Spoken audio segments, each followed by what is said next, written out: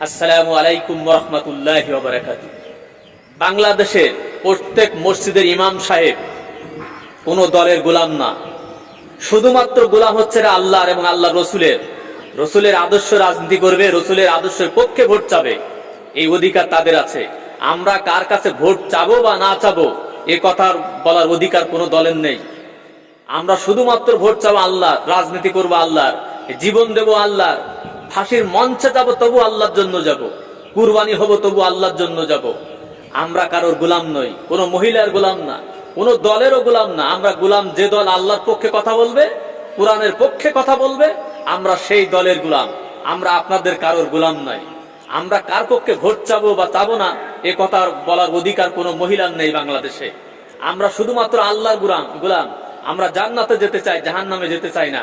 রামপন্থী বামপন্থী করে আমাদের জীবন নষ্ট করতে চাই।